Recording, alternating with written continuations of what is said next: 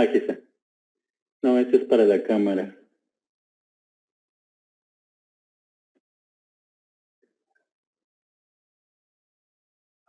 A ver, intenta compartir y ya si me llega un aviso,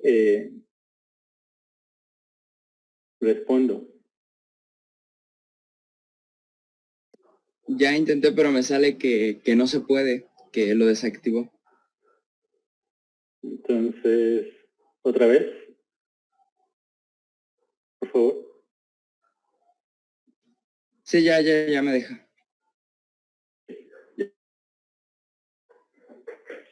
Muy bien. Pues adelante. Tenemos limitaciones. Solamente después de... A ver, sí. ¿Sí se ve la presentación? Sí. Sí, se ve bonita. También con las animaciones, ¿verdad? ¿Es qué? Que si también se vio la animación, o sea, esta del electrón que empuja al otro electrón y aquí está el protón. Sí, y se vio bonito. Ok. Bueno, pues, interesante. Y pues aprovechando que tengo un poco más de tiempo, pues puedo hablar un poco más, ¿no? Entonces, bueno, hoy es que todo esto, vamos a dar un pequeño antecedente histórico. O sea, hay que como que contextualizarlo para que veamos la importancia de todo esto y no únicamente de este concepto, sino en sí de la electricidad, porque pues se podría decir que la ley de Coulomb es uno de los eslabones principales de lo que viene a ser la electrostática, que posteriormente se desarrollaría en otras ramas de la física muy relacionadas. Y bueno, la historia de la electricidad en sí hace aproximadamente 2600 años. Es decir que Tales de Mileto en el 600 antes de nuestra era fue la primera eléctrico. Y ustedes se preguntarán, ¿qué es?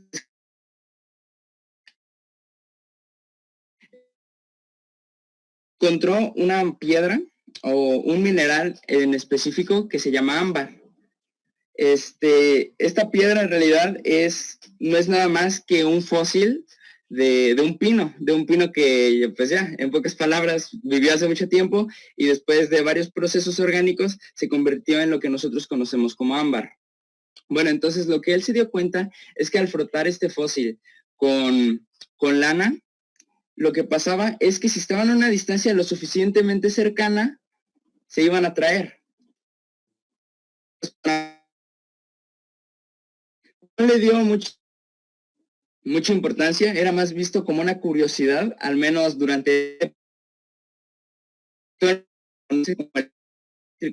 es exactamente lo mismo que pasa cuando, por ejemplo, frotamos un globo a nuestro cabello y lo acercamos a pequeños papelitos, no sé, confeti, y entonces atrae. Justamente esto es lo que Tales de Mileto nos describió hace 2600 años.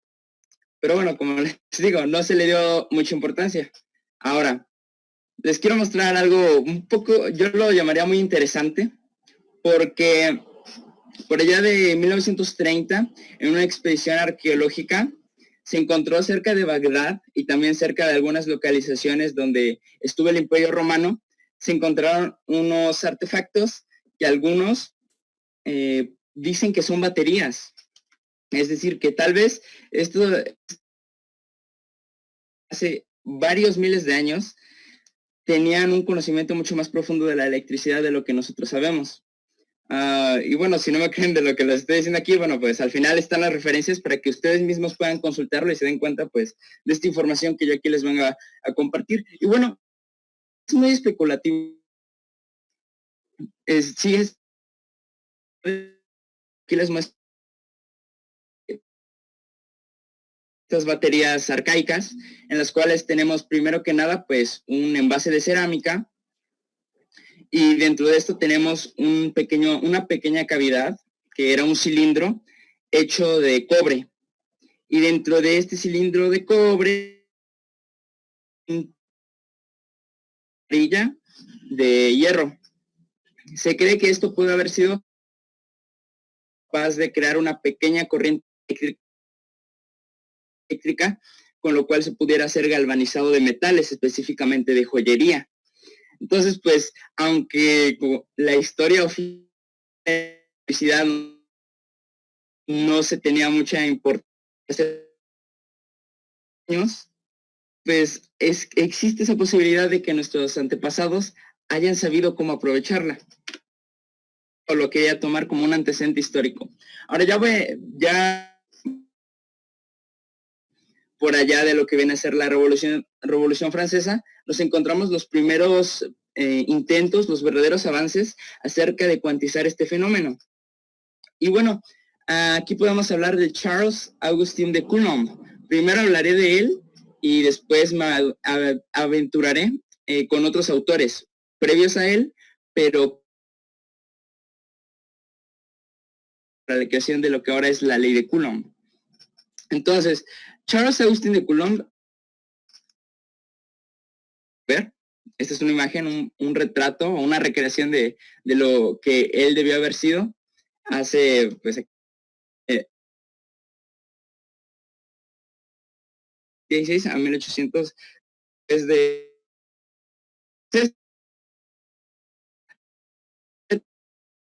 pero sí me adentraré mucho en su experimento.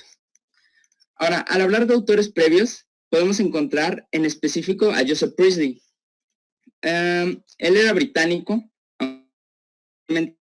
como estadounidense, que fue contemporáneo a Coulomb.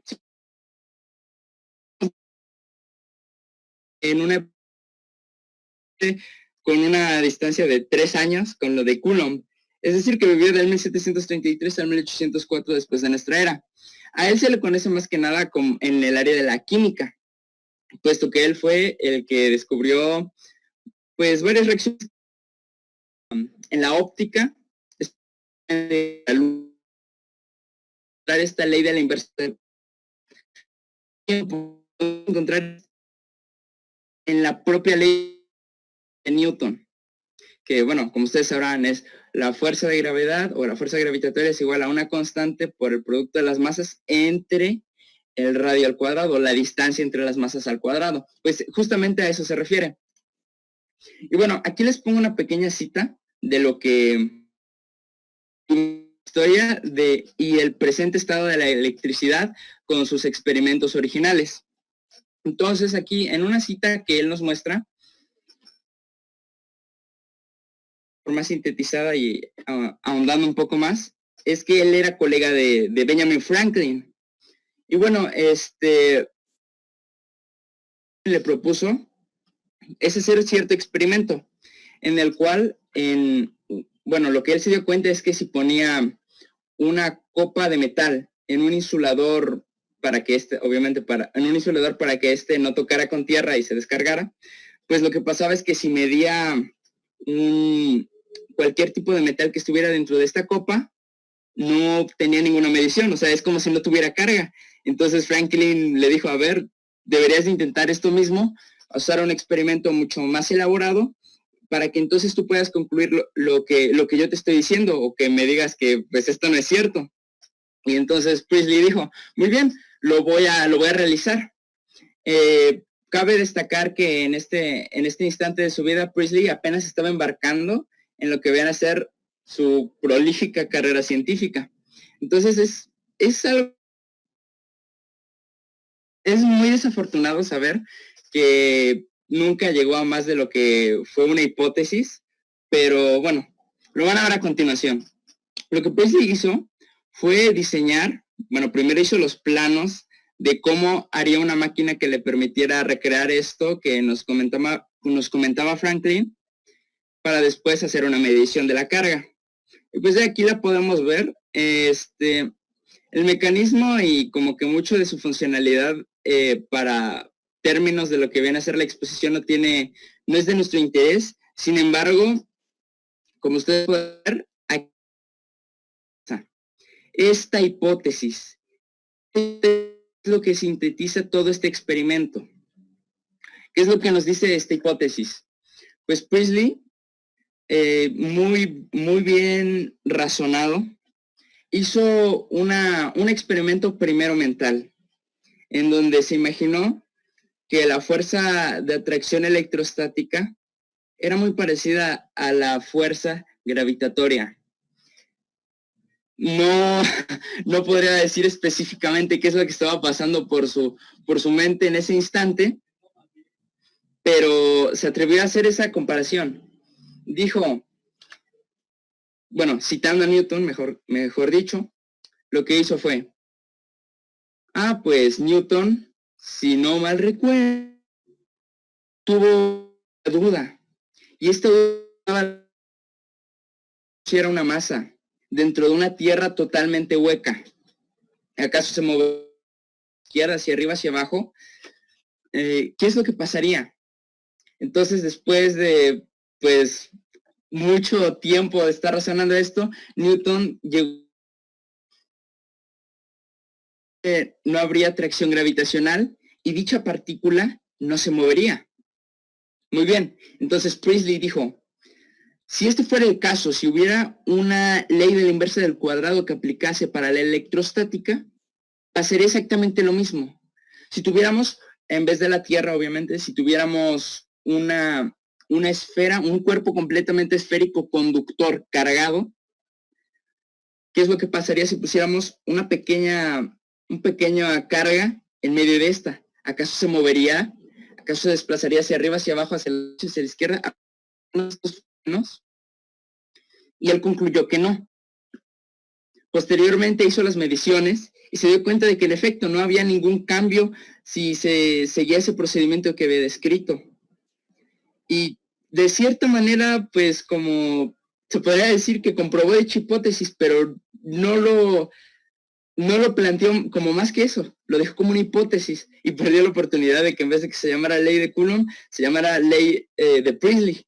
Pero bueno, incluso Feynman dijo que es una desgracia que no haya seguido con sus investigaciones, que 18 años después, obviamente mejorado dichas mediciones, y pues la ley se haya nombrado en su nombre. Y bueno, aquí podemos ver una pequeña placa en el Instituto de Física de la Warrington Civic Society, en el cual se habla de esto que les estoy comentando. Se le reconoce a Priestley como el primero en haber descubierto esta ley de la inversa del cuadrado de la electrostática.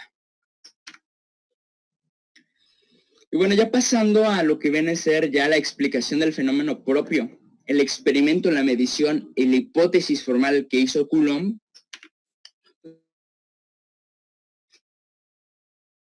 es un poco complejo, ¿no? Pero voy a tratarlo y posteriormente darles a conocer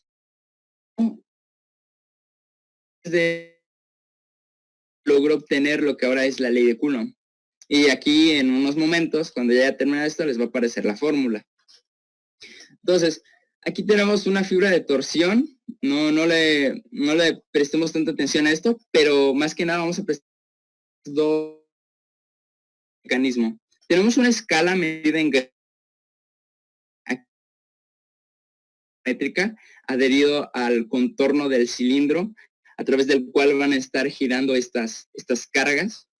Y aquí tenemos esferas fibrosas cargadas, que en pocas palabras eran esferas metálicas conductoras, en las cuales se podía meter carga, se podía quitar carga, y pues medir qué interacciones tenían. Y en esta parte que estoy señalando con el cursor, había una aguja metálica, de tal manera que va a estar moviendo la aguja en conjunto con estas esferas. Bueno, ahora, sabiendo más o menos de qué forma funciona este dispositivo, vamos a analizar el experimento en sí.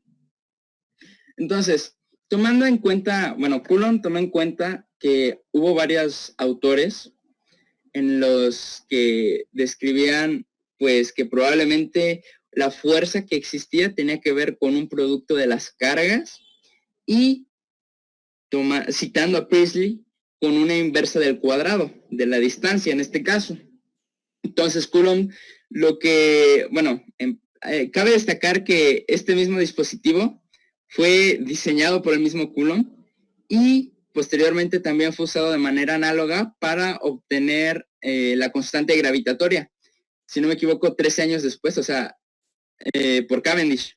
O sea, el descubrimiento de la ley de Coulomb, o al menos su primer tratado sobre esta ley de atracción electrostática fue por allá de 1784, pero bueno, volvamos al experimento.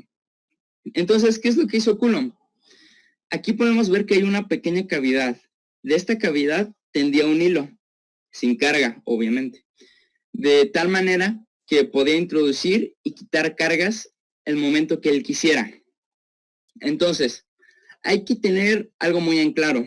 Ya se tenía la intuición, casi el hecho, en realidad, de que la carga se tenía que conservar. Es decir, que si, por ejemplo, nosotros tenemos aquí estas dos cargas, digamos esta que tenga aquí 4 unidades de carga negativa y esta sea neutral, las juntamos, lo que va a pasar entonces es que se va a repartir la carga en 2. Ahora, en vez de tener una sola carga con 4 negativos, vamos a tener 2 cargas con 2 negativos cada uno. Y esto es lo que usa Coulomb. O sea, no podía exactamente medir la carga. Sin embargo, sí podía usar este principio de la conservación de la carga para poder hacer su experimento y obtener resultados mucho mejores a que si simplemente hubiera puesto pues alguna medida. Entonces, ¿qué es lo que hizo? Este compartimento es la clave. Primero que nada, puso aquí 2 cargas del mismo signo. Podemos decir que fueron positivas o negativas, pero bueno, aquí vamos a tomar como que fueron positivas. Y lo que hizo es poner en primera instancia la carga de 4 unidades, ¿no? Entonces se dio cuenta que había una pequeña torsión aquí, un pequeño cambio en el ángulo con respecto a la posición inicial de esta esfera. Y dijo, ok, muy bien, lo anotó y prosiguió con su experimento. Posterior a esto, ¿qué es lo que hizo? Pues sacó la carga e hizo exactamente lo que les acabo de mostrar. Aquí digamos que tenía la esfera cargada y aquí la que no tenía carga. Entonces la esfera cargada la unió con la que no tenía carga, dividió la carga a la mitad y esta esfera la volvió a introducir. Entonces se dio cuenta de que había otro movimiento de torsión. Sin embargo, este era menor. Y lo fue repitiendo así, hasta que eventualmente se dio cuenta de que ya prácticamente no había movimiento. Y bueno, después de un largo tiempo, mucho tiempo, de esta fórmula. Esta es la forma vectorial. Entonces, se dio cuenta de que el vector de la fuerza eléctrica es igual a una constante K, que calculó, obviamente. Bueno, él la calculó de forma experimental como un aproximado de 9.0 por esa, aquí las unidades, claramente, que multiplica esta constante al producto de las 2 cargas que entran en juego. Y esto lo dividimos entre el radio al cuadrado, o bueno, mejor dicho, perdón, la distancia al cuadrado que une los centros de ambas partículas. Y todo esto por un vector unitario. Y este vector unitario va en dirección del vector posición que une a dichas cargas. Ahora, aquí esta es la fuerza 1. O sea que, por ejemplo, si tenemos esta carga negativa, pues se va a dirigir hacia acá, ¿no? O sea, este es el vector fuerza 1. Sin embargo, aquí tenemos también el inverso, se podría decir, del vector fuerza 2. Y ustedes dirán, ¿y por qué pasa esto? No hay más. O sea, si este ejerce una fuerza hacia acá, este debe de ejercer una fuerza hacia acá. Hay que tener en cuenta, hay que tener muy en claro, mejor dicho, o sea, no hay que confundirse con que estos dos vectores actúen sobre un mismo cuerpo. Eso no. Lo que está hablando es que estos son 2 vectores, pero en diferentes cuerpos.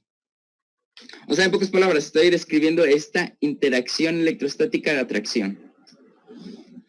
Y bueno, también posteriormente ya se definió acá, para tener, si no me equivoco, concordancia con las ecuaciones de Maxwell, de esta manera, 1 sobre 4pi por epsilon 0, donde epsilon 0 es la permitividad eléctrica o del vacío.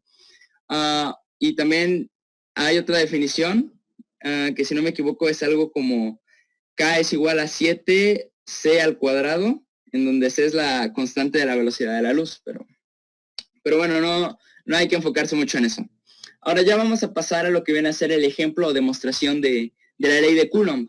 Elegí uno relativamente sencillo, en el cual pues podemos ver, bueno, primero que nada, les sugiero que siempre que vayan a hacer un problema, pues hagan un pequeño esquema, ¿no? Aquí tenemos nuestro esquema, en el cual tenemos un electrón, estamos describiendo la situación que aquí se nos dice, tenemos un electrón que está dando vuelta a un protón en el centro, no hay más. Ahora, lo que nos piden es encontrar la fuerza de atracción eléctrica entre las partículas y posteriormente la rapidez del electrón. Aquí, bueno, primero que nada vamos a anotar los datos que nos dan. Tenemos el radio, también tenemos que, pues ya saber que la carga básica o del electrón y en consecuencia del protón es de 1.6 por 10 a la menos 19 coulombs. Ahora, esto si tomamos simplemente el valor absoluto de la carga, o sea, porque si no tomamos el valor absoluto, van a tener, se podría decir que el mismo valor aquí, el 1.6 por 10 a la menos 19, pero con diferente signo. Y, ok, ahora después tendríamos aquí la masa del electrón. Este dato lo usaremos posteriormente para obtener la rapidez del electrón, ya verán por qué. Y aquí tenemos la constante K, la constante eléctrica K, en su forma experimental. Decidí usarla de esta manera porque pues es mucho más sencillo al momento de hacer los cálculos. Ahora, obviamente aquí lo que vamos a usar es la ley de Coulomb. Sin embargo, no vamos a usar el vector unitario y tampoco vamos a usar el vector fuerza, simplemente queremos la magnitud. Entonces vamos a usar la ley de Coulomb en su forma escalar o pues de magnitud. ¿Qué es esta? La magnitud del vector fuerza eléctrica es igual a la constante K, que multiplica el valor absoluto del producto de las cargas dividido entre su distancia al cuadrado. Muy bien, entonces lo que va a pasar es que aquí podemos calcular la fuerza de atracción eléctrica entre las partículas. Si sabemos que la carga, bueno, como ya he descrito, que si usamos el valor absoluto, la carga del protón y el electrón son lo mismo, entonces aquí podemos sustituir, primero decidí poner las unidades para pues no confundirse. Obviamente, como estamos calculando una fuerza eléctrica, todas estas unidades se van a multiplicar entre sí, se van a dividir entre sí, de tal manera que nos quede simplemente newtons, que es la unidad de fuerza. Entonces ya, aquí, por ejemplo, tendríamos la carga del protón y aquí la del electrón, pero como estamos aplicando valor absoluto, pues podemos poner que como que ambas son positivas y como son exactamente lo mismo, las elevamos al cuadrado. Ya aquí simplemente colocamos nuestros valores en la calculadora y nos da este resultado aproximado de fuerza. O sea, en este caso, pues simplemente usé cifras significativas y pues por eso me da, se puede decir, tan preciso. Ahora, ya simplemente quedaría obtener la rapidez del electrón. Y la rapidez del electrón, pues ya simplemente tendremos que usar nuestros conocimientos de la dinámica rotacional, que ya vimos en este curso. Una fórmula muy básica, pues es la fuerza centrípeta. Aquí obviamente lo que está manteniendo al electrón en su órbita es una fuerza centrípeta dirigida hacia el centro. O sea, claramente, como les he dicho, este es según el modelo de Bohr, no estoy diciendo que esto sea necesariamente la realidad, sino que, pues según este modelo, lo que pasa es que hay una fuerza centrípeta que en este caso tendría que ser la eléctrica. Esta fuerza centrípeta es la fuerza eléctrica que ya calculamos. La velocidad en este caso es del cuerpo que está aquí dándole vueltas o oscilando en órbita, que es el electrón, la velocidad del electrón. Aquí con un poquito de álgebra seremos capaces de despejar la velocidad del electrón y sustituyendo los datos obtenidos previamente y los dados por el problema, vamos a darnos cuenta de que el electrón tiene una sorprendente velocidad de 2.2 por 10 a la 6 metros sobre segundo. Y pues ya, sin más, en cuanto a lo que yo traía preparado, les quería pues aquí mostrar las referencias. Por ejemplo, aquí es una pequeña introducción, se podría decir, a lo que viene a ser la historia de la electricidad. Aquí saqué lo de las baterías eléctricas. Aquí yo saqué de la serie Shaun, Física General, en el cual pueden encontrar varios problemas, como el anterior, con el que pueden hacer mucho más firmes sus conocimientos. También aquí las de Coulomb y Joseph Priestley, que no nos adentramos tanto en eso porque no es tanto de nuestra importancia. Y aquí también tenemos un artículo que describe el experimento de Priestley, si quieren estudiarlo un poco más, puesto que yo lo que hice fue simplemente describir de manera general lo que él hizo, y también usé un poquito del Zar-Szymanski para describir el experimento de Coulomb. Y ya nada más como último punto, y como si no se llevan a nada de la exposición, al menos quiero que se den cuenta de la importancia que tiene esta magnitud de la fuerza. O sea, imagínense que tuviesen un objeto, o sea, alcen su brazo. Imagínense que tuviesen un objeto, o bueno, incluso estaba a poner la cámara, no sé si me deja poner la cámara. Ok, hola. Entonces, imagínense extender su brazo. Si ustedes extendieran su brazo y todo su cuerpo estuviera cargado con 1% más de electrones de lo que tienen actualmente, la fuerza que ejercerían, o sea, imagínense más o menos a esta distancia, la fuerza que ejercerían a un cuerpo a esa distancia no sería, o sea, sería tremenda. Para que lo imaginen, podrían no únicamente levantar una escuela entera, o sea, podrían levantar la facultad de física en su completo esplendor, sino que incluso podrían levantar, entre comillas, el peso de todo el mundo. O sea, y esto no lo digo simplemente como que para únicamente impresionarlo, sino es algo que yo en mi investigación leí que dijo Feynman, y pues estoy seguro de que si hacemos las cuentas nos va a terminar dando este resultado. Y pues ya, eso vendría a ser el resumen, lo que mostrar, y espero que hayan entendido, y cualquier duda que tengan, pues aprovechando que tenemos tiempo, la pueden comentar.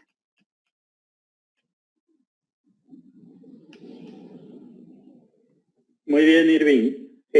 Sí, la diferencia entre las magnitudes de la fuerza eléctrica y la fuerza gravitacional, tomando en cuenta la misma distancia, es 30 y tantos órdenes de magnitud.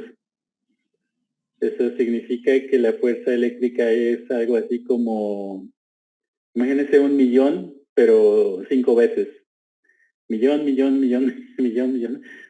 5 veces con respecto a la fuerza gravitacional. Sí, así es. Muy bien, Irving.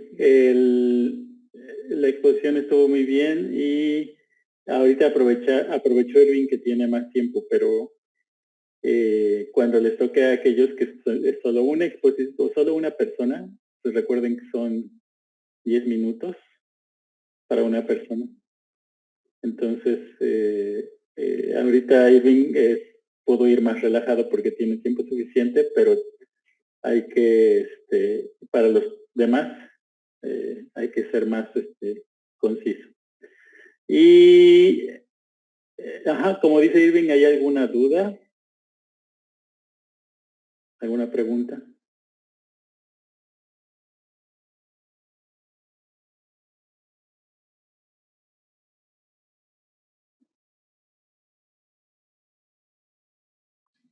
Dime.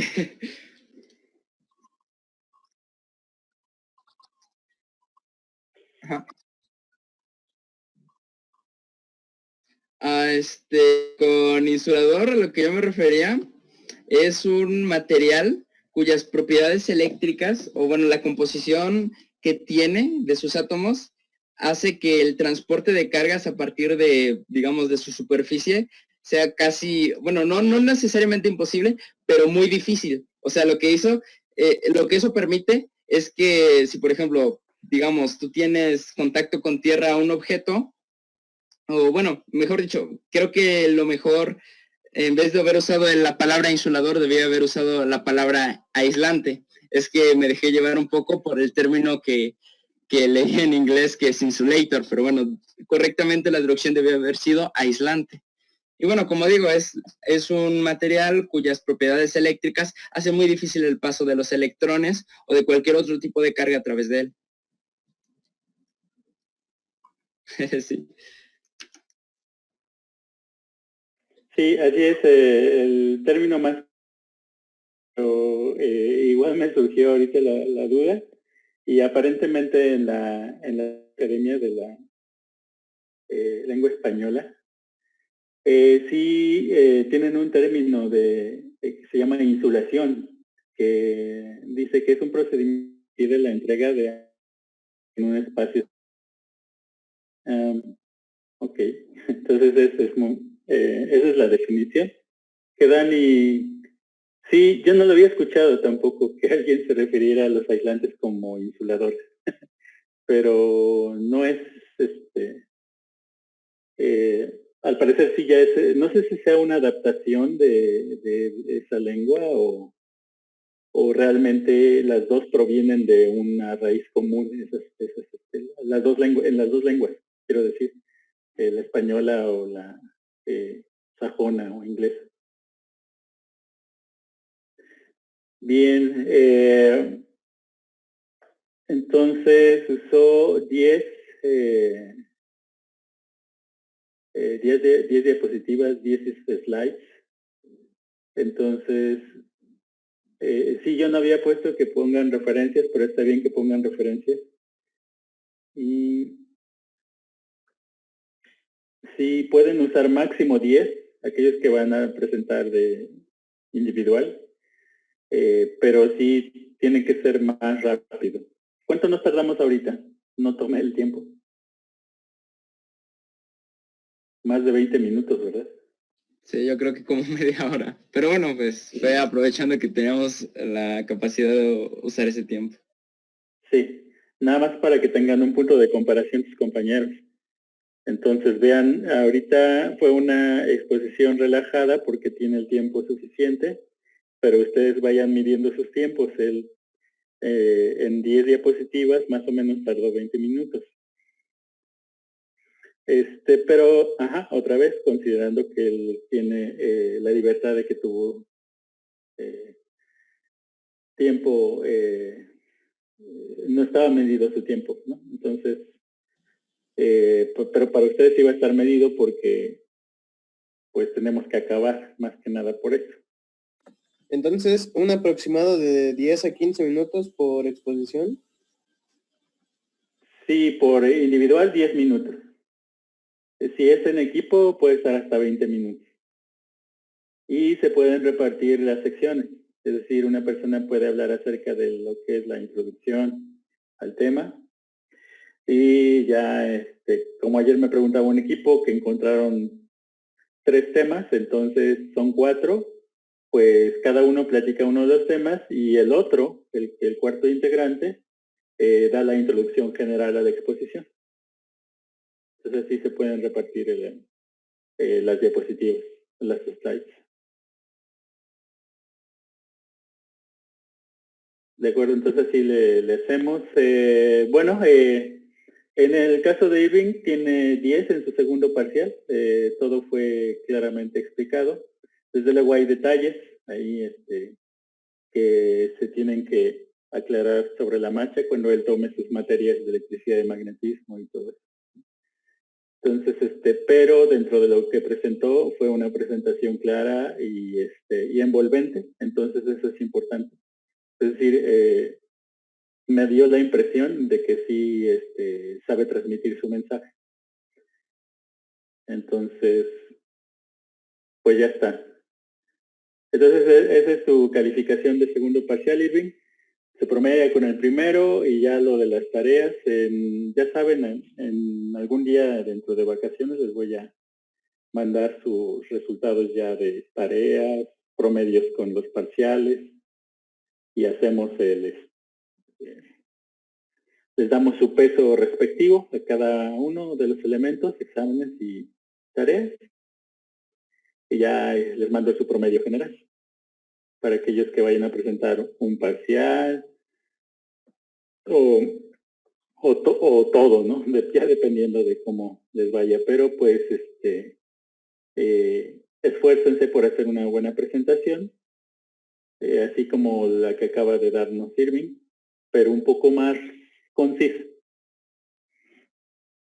Ok, entonces, ¿alguna duda en específico con respecto a este tema que quieran preguntarle a Irving?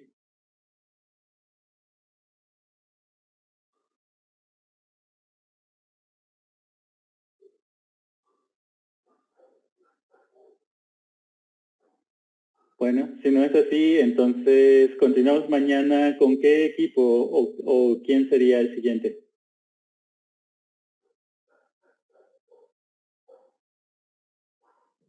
¿Puedo pasar yo? Claro. Entonces, mañana iniciamos con Marcos y pues el equipo, la persona que también esté lista para mañana de una vez, para que ya vayamos cerrando esto. Muy bien, Irving. Entonces, pues ya casi ya tienes lista esta materia, ¿verdad? Nada más estar a la espera de tus calificaciones. Y así espero que para todos los demás que ya terminemos esta materia durante esta semana. Ojalá, ¿no? Pero ahí veremos. Porque sí hubo algunos promedios un poquito, algo bajos, ¿no? En el primer parcial, pero hubo muchos también que salieron muy bien. Bueno, no así que muy bien, pero sí aprobaron, ¿no? Entonces, esfuércense por hacer una buena presentación y pues ya para que se vayan tranquilos de vacaciones. Ok, entonces nos conectamos mañana y que tengan buen